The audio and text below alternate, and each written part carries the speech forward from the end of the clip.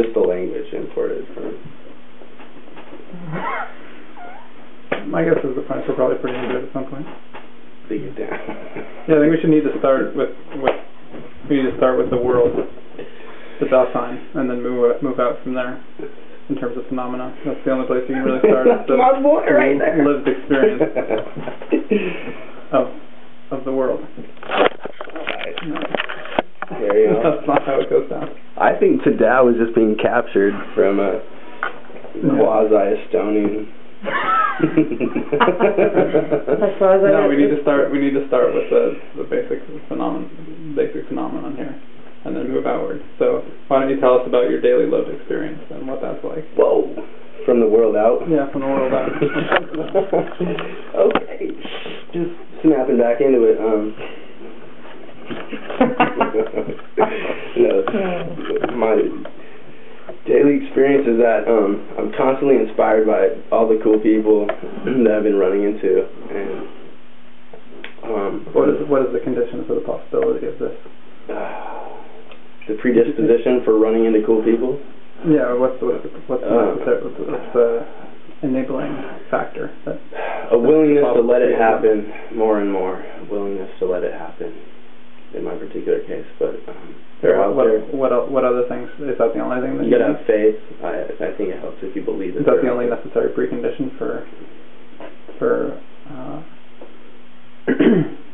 doing that, for being inspired by cool people, or are there other conditions that are necessary? You know, in terms of phenomena that exist in the world before that's possible.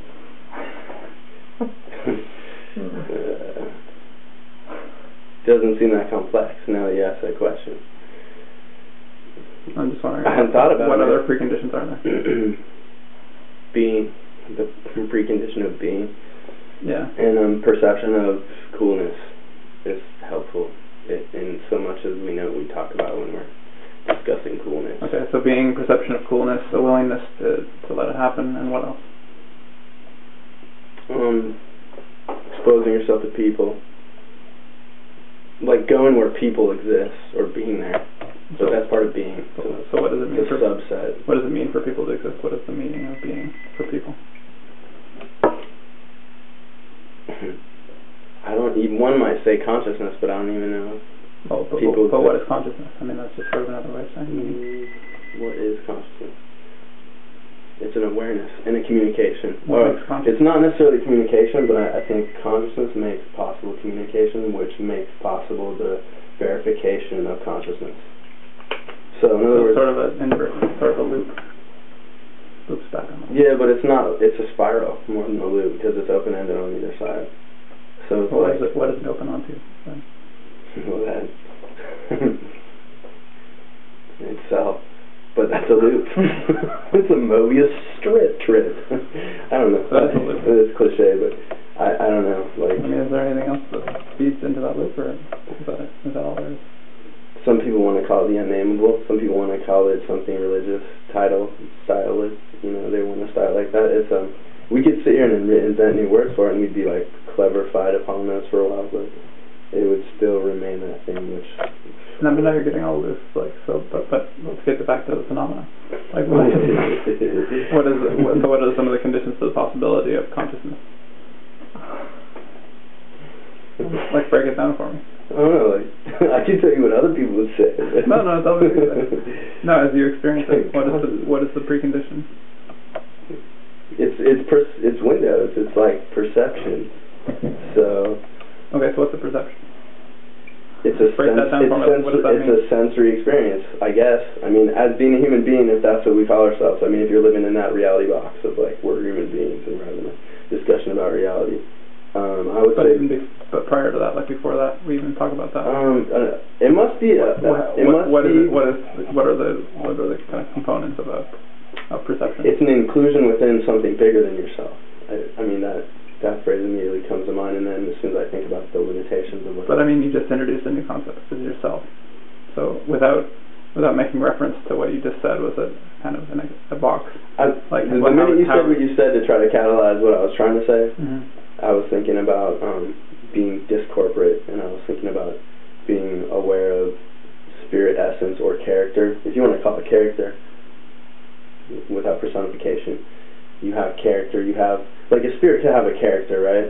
Like those paintings that were at the party, right? There's those things floating up above them, right?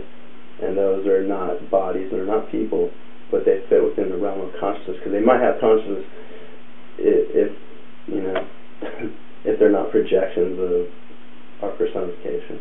They're not a hologram of our own imagination.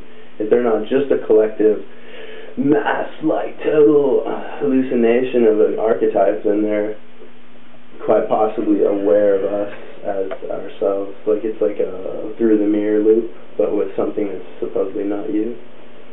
So bring that back to perception. How does that relate to perception? Well, I was rendering perception vis-a-vis like what the tools are to perceive. I don't know. It's like we're really attached to our bodies and the idea of our bodies as human beings. But like, if you bring up consciousness and you leave the body behind, then there's awareness without a body. But I don't know what the implications of that are, because I'm in my body right now. And right now I'm currently speaking from my body, which maybe so you're saying that the basic beginning point, and if you want to explain phenomena from lived experience, might have to be the body. We might have to stop identifying with our egos to understand what we're talking about. But how do we do that? I don't know. It's probably happening on some level. But because if you're saying something like stop identifying with your ego, aren't you acknowledging and giving a primacy to the ego itself? Yeah. And so you're sort of self-defeating in that construct right there. What am I afraid of not? Like, I don't know. I guess maybe we are. Like, it's both and. It's not an either or, and it's not a duality. It's not a, if we stop and start, and it's like going on, but we're talking about it as it's happening and communicating with. We're communicating with that place. It's not us. That's us. That's wherever it is. I don't know. How do you articulate? Okay, so what do you think? Something so intense. So there are two ideas for a starting point for examining phenomena based on lived experience. So like one was the body, and the other one was sort of a disassociation from our egos. Do you find that you can combine the two, or do you have to choose one or the other? Yeah, I don't think you have to choose one or the other, and I think.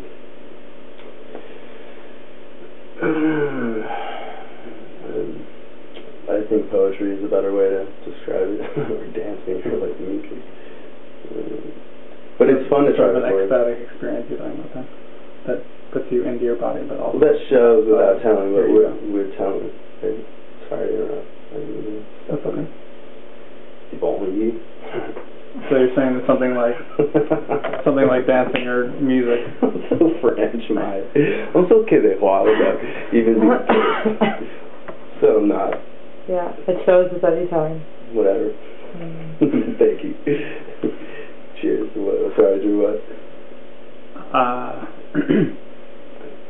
So you're saying that a basic sort of starting point for understanding phenomena through lived experience would be a sort of ecstatic embodiment through disassociation with the ego, sort of making primary of the body, but as a part of the universe, as opposed to as this sort of like ego unit. Yeah, that's better than yeah. We started a hip hop group called E Unit. How's that fun?